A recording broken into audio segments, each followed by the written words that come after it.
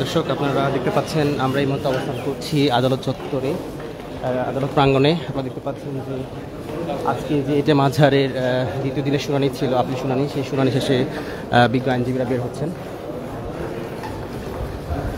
ইতিমধ্যেই আমরা জানতে পেরেছি এটা মাঝারের যে আপিল শুনানি সেটি শেষ হয়েছে এবং আপিল শুনানির যে রায় সেটি আগামী 27শে মে ধার্য করা হয়েছে। আপনারা দেখতে পাচ্ছেন ব্যারিস্টার নাজিব মোমেন একটু আগে বের হয়েছেন এবং তারপরেই অ্যাডভোকেট শিশির মনির সহ বেশ কয়েকজন আইনজীবী বের হচ্ছেন।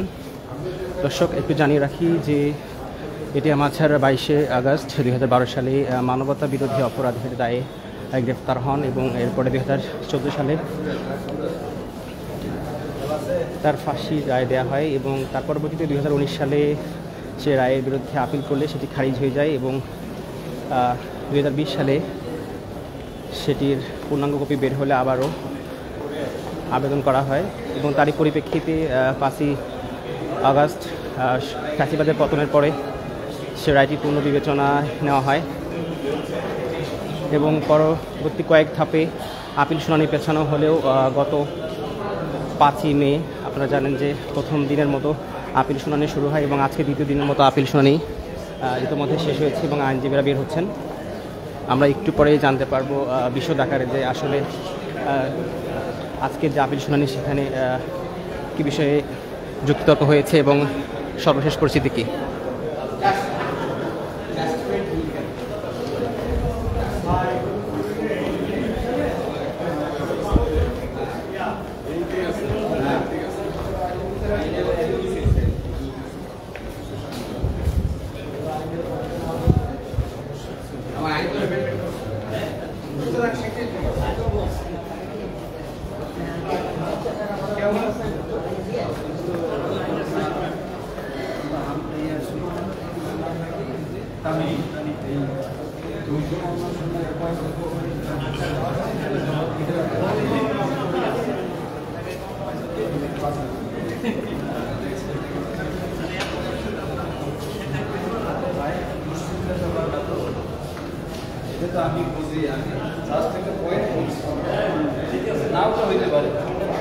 দর্শক গত 5ই মাঝারের যে আপিল শুনানি ছিল সেই শুনানিতে প্রধান বিচারপতি সৈয়দ আহমেদ নেতৃত্বাধীন 7 জন বিচারপতির যে বেঞ্চ সেই বেঞ্চে আপিল শুনানি হয় এবং গত 5ই মে সম্পূর্ণ আপিল শুনানি শেষ না হলে আজকের দিনে সেটি শেষ হয় বলে আমরা জানতে পেরেছি।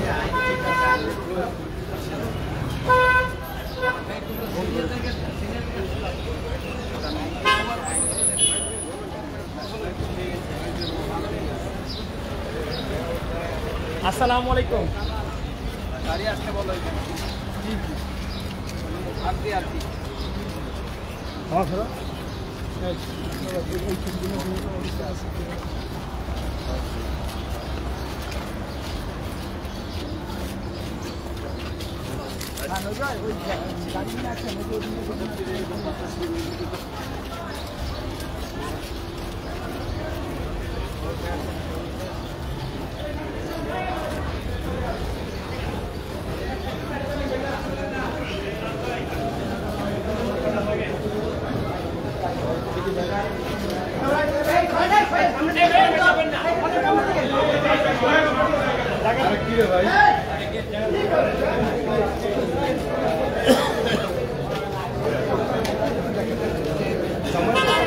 আজহারের যে মামলা সেই মামলার যে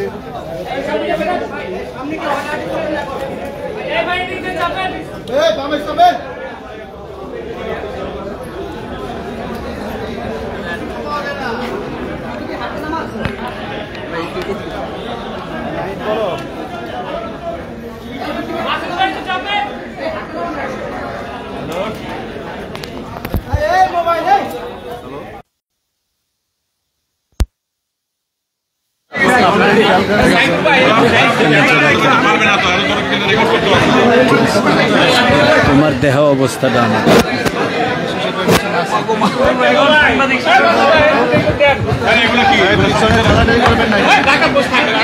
আস্তে আস্তে সময় পাবেন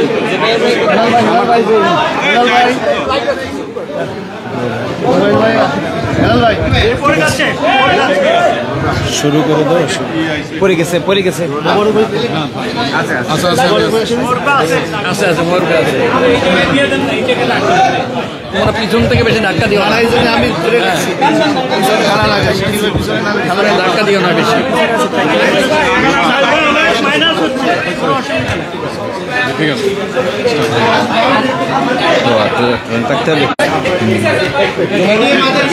দাঁড়া আমি এটা সোজা করে নিই, এটা বাঁকা হয়ে গেছে।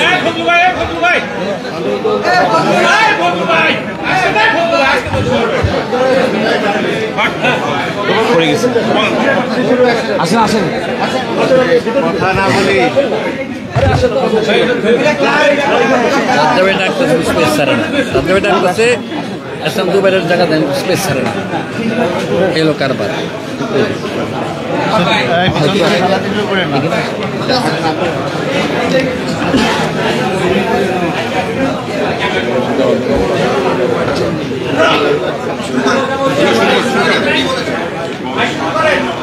আপনারা চুপ করেন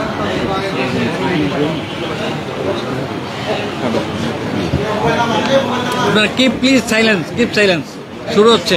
জামায়াত ইসলামীর সাবেক ভারপ্রাপ্ত সেক্রেটারি জেনারেল জনাব এটিএম আজহারুল ইসলামের আপিল মামলার শুনানি আজকে শেষ হলো।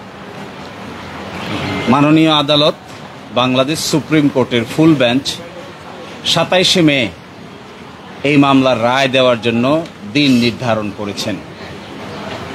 আমরা আমাদের সাবমিশনে যেটা বলেছি যে জনাব এটিএম আজহারুল ইসলাম সহ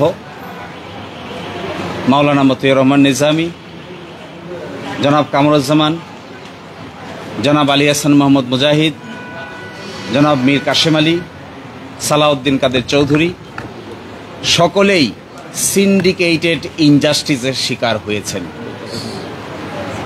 এবং জনাব কাদের মোল্লা সহ সকলেই একটি সংঘবদ্ধ অন্যায় অবিচারের শিকার হয়েছেন। এই সিন্ডিকেট কারা ছিলেন, কিভাবে ছিলেন তা আমরা আদালতে আজকে উপস্থাপন করেছি এবং আমরা একজনের স্বীকারোক্তিমূলক জবানবন্দি যা তার বইয়ে তিনি উল্লেখ করেছেন সেটাও আদালতে উপস্থাপন করেছি। আমরা মনে করি এই রায়ের মাধ্যমে যদি আমাদের আপিলের ডিভিশন জনাব এটিএম আজহারুল ইসলাম সাহেবকে বেকসুর খালাস প্রদান করেন তাহলে জুডিশিয়াল কিলিংয়ের যে নমুনা এই দেশে প্রতিষ্ঠিত হয়েছিল এই কলঙ্ক থেকে আমাদের বিচার বিভাগ আংশিক হলেও মুক্ত হবেন এবং আমরা এক্সপেক্ট করি আমাদের দেশের সর্বোচ্চ আদালত আপিল বিভাগের পূর্ণাঙ্গ বেঞ্চ জনাব এটিএম আজহারুল ইসলাম সাহেবকে বেকসুর খালাস প্রদান করবেন ইনশাআল্লাহ। আমরা এটাও মনে করি যে নজিরবিহীন নির্যাতন এবং নিপীড়নের মধ্য দিয়ে বাংলাদেশ জামায়াত ইসলামী পার করেছে, এই রায়ের মধ্য দিয়ে সকলের মধ্যেই নতুন করে প্রাণ সঞ্চার হবে এবং এইভাবে বিচার বিভাগীয় কলঙ্কের মাধ্যমে কোনো একটা রাজনৈতিক দলকে অন্যায় অত্যাচার এবং নিপীড়নের শিকার করা যায়। বাংলাদেশ জামায়াত ইসলামী এই দেশে তার একটা ক্লাসিক এক্সাম্পল। কিন্তু যারা এই নির্যাতন নিপীড়ন করেছেন, হত্যা করেছেন, ফাঁসি দিয়েছেন, এনফোর্স ডিসঅ্যাপিয়ার করেছেন, আয়নাগর বানিয়েছেন, শেষ পর্যন্ত তাদের শেষ রক্ষা হয় নাই। এখান থেকে সকলেরই শিক্ষা নেওয়ার বিষয় আছে। সকলকে এখান থেকে শিক্ষা নিতে হবে যে নির্যাতনের রাস্তা, নিপীড়নের রাস্তা শেষ পর্যন্ত ভালো ফল বয়ে আনে না। এবং আমরা এটাও আদালতকে বলেছি যে জনাব এটিএম আজহারুল ইসলাম সাহেবকে তার বয়স ছিল তখন 18 বছর। 18 বছর একজন বয়সের ইন্টারমিডিয়েটের ছাত্রকে তারা কমান্ডার বানিয়ে সাজা দিয়েছেন, যেখানে ট্রাইব্যুনাল তাকে কমান্ডার হিসেবে উল্লেখ করেন নাই, কিন্তু আপিলের ডিভিশন নিজ উদ্যোগে তাকে কমান্ডার হিসেবে আন্ডার সেকশন 4 সাবসেকশন 2-তে সাজা দিয়েছেন। এবং আরও ইন্টারেস্টিং বিষয়, আইনে যে ক্রস এক্সামিনেশন করার সুযোগ ছিল, সেই সুযোগটি আমাদের আপিল বিভাগ চিরতর বন্ধ করে দিয়েছিলেন। আমরা কন্ট্রাডিকশন নিতে পারতাম না। আজকে আমরা এটাও দেখিয়েছি, গতকাল পরশুদিনে দেখিয়েছিলাম 6 কিলোমিটার দূর থেকে দেখছে, 3.5 কিলোমিটার দূর থেকে দেখছে। একজনের ডান হাতে আরেকজনের ডান গালে থাপ্পড় মেরে দিচ্ছে, বাম গালে থাপ্পড় মেরে দেওয়ার কথা সেটি ডান গালে থাপ্পড় মেরে দিচ্ছে। এই সমস্ত ইনক্রেডিবল এভিডেন্স, অবিশ্বাস্য এভিডেন্স, অযৌক্তিক সাক্ষ্য প্রমাণের উপর ভিত্তি করে জনাব এটির আজহারুল ইসলাম সাহেবকে মৃত্যুদণ্ড প্রদান করেছেন। এই ক্ষেত্রে যিনি মাইনরিটি জাজ ছিলেন, ম্যাডাম জাস্টিস জিনাতারা, তিনি কমপ্লিটলি এই সমস্ত অন্যায় অবিচারের বিচারিক প্রতিবাদ করেছিলেন। কিন্তু সেই বিচারিক প্রতিবাদ তখন কেউ শোনার ছিল না। আমরা এটাও বলেছি, জনাব এটির আজহারুল ইসলাম সাহেবকে আল্লাহ বাঁচিয়ে রেখেছেন। এটি আল্লাহর পরিকল্পনা। এই আল্লাহর পরিকল্পনার ভিত্তিতে তিনি বেঁচে আছেন।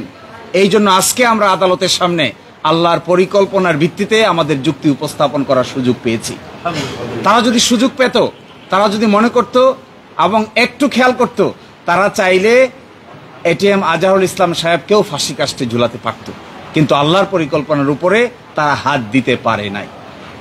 এই কারণেই আজকে আদালতের সামনে আমরা আশা করি আগামী 27 তারিখ যে রায় হবে, বাংলাদেশের বিচার বিভাগের ইতিহাসে নতুন ইতিহাস রচিত হবে। আমরা এটাও আশা করি আগামী 27 তারিখে যা রায় হবে, এর মধ্য দিয়ে বিচার বিভাগীয় কলঙ্ক কিছুটা হলেও দূর হবে। আমরা এটাও আশা করি যে জুলুমতন্ত্র কায়েম করা হয়েছিল, এই রায়ের মাধ্যমে জুলুমতন্ত্রের কিছুটা হলেও অবসান হবে। এবং আমরা এটা এক্সপেক্ট করি সিন্ডিকেটেড ইনজাস্টিস যারা করেছেন, এই সিন্ডিকেটেড ইনজাস্টিসের সঙ্গে যারা জড়িত ছিলেন, সময়ের ব্যবধানে একদিন না একদিন তারাও বিচারের সম্মুখীন হবেন ইনশাআল্লাহ। আপনি একটা প্রশ্ন বলেছেন, এসকেসি বই কোট করেছেন, বলেছেন যে রায়গুলো উনি শিক্ষকদের সাথে কথা বলতেন এবং সেগুলো রায় কি বলতে চেষ্টা করেছিলেন? তিনি তার বই দ্য ব্রোকেন ড্রিম চ্যাপ্টার 9 সেখানে তিনি স্বীকার করেছেন, যখন ট্রাইব্যুনাল প্রতিষ্ঠা করা হবে তখন ওখানে মতদ্বৈততা হচ্ছিল, তখন তিনি সিক্রেটলি দি দেন প্রাইম মিনিস্টারের সঙ্গে দেখা করেন, তাকে বোঝান এবং রাজি করেন। একজন আপিল বিভাগের জজ কি করে প্রধানমন্ত্রীর সাথে সিক্রেট মিটিং করে মানুষকে ফাঁসি দেওয়ার পরিকল্পনা করতে পারেন, তিনি তার বইয়ে নিজেই তা স্বীকার করেছেন। জনাব এসকে সিনহা, সাবেক প্রধান বিচারপতি, তার আগে তিনি ছিলেন আপিল বিভাগের বিচারপতি। আমরা এটাও দেখিয়েছি, তিনি নিজেই স্বীকার করেছেন যে আমি যখন এই আলোচনা করছি তৎকালীন প্রধানমন্ত্রীর সাথে, তো ইতোমধ্যে স্কাইপ কেলেঙ্কারি পাবলিশ হয়ে গেছে। তখন আমি নিজামুল হক নাসিম সাহেবকে ডেকে জিজ্ঞাসা করলাম, তিনি শুধু চান আপিল বিভাগে চলে আসার জন্য। আমি বলি একটা রায় দিয়ে আসো, তাড়াতাড়ি শেষ করো। কিন্তু যখনই তার দেখা হয় তখনই তিনি আমাদেরকে বলেন যেন প্রধান বিচারপতি স্ট্যাটাসে তাকে উপরে তুলে নিয়ে আসা হয়। এসব কথা তিনি তার বইয়ে বলে দিয়েছেন। এই জন্য আমি আজকে দেখিয়েছি যে ষড়যন্ত্র করতে পারেন, অনেক কিছুই করতে পারেন, কিন্তু শেষ পর্যন্ত তা সবই প্রকাশিত হয়।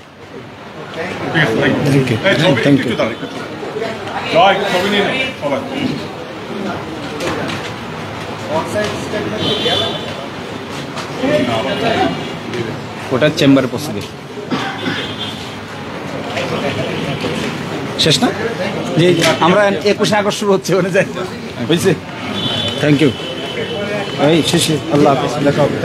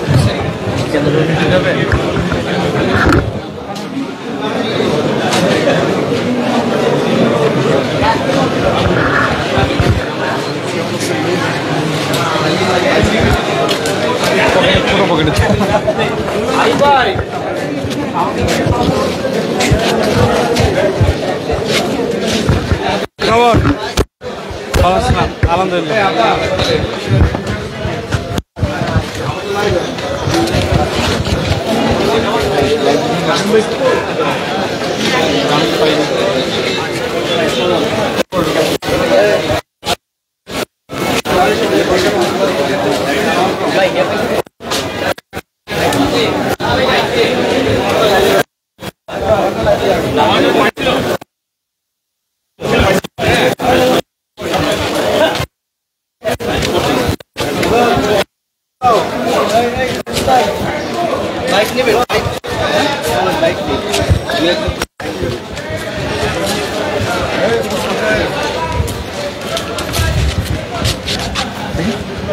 ধরবো ইয়ারে ধরবো বাইক ওই ইয়ারে ধরবো বুলবুল বাইরে ধরতে কই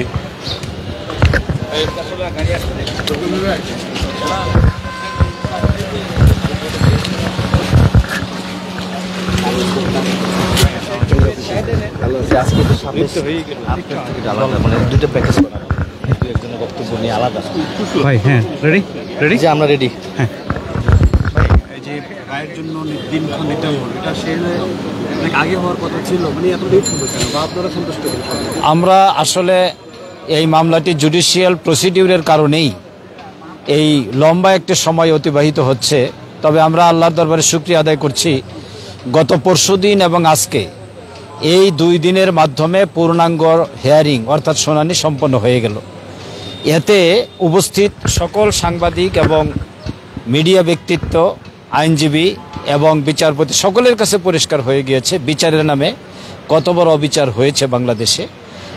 জাজরা যেহেতু চুলচারা বিশ্লেষণ করে রায় দিবেন, আমার মনে হয় যে ওনারা আজকে 8 তারিখ পরস্পরের প্রতি আমরা দেখেছি বেঞ্চে কোর্টে শুনানি শেষ করার পরেই বিচারপতিগণ পরস্পরের প্রতি পরামর্শ করেছেন।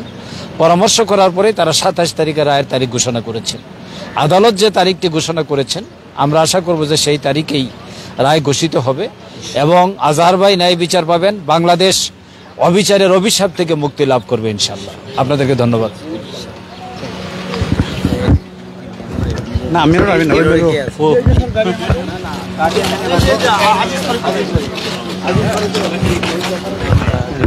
ভাই কারা কথা বলতেছি দেখেন তো কি কথা বলেন ওটা হলো অন্যটা মনে দেখি দেখে আসি ওটা কি মাজারের বিষয় ওরা দেখি না কি কয় এরা এটি মাজারের বিষয়টা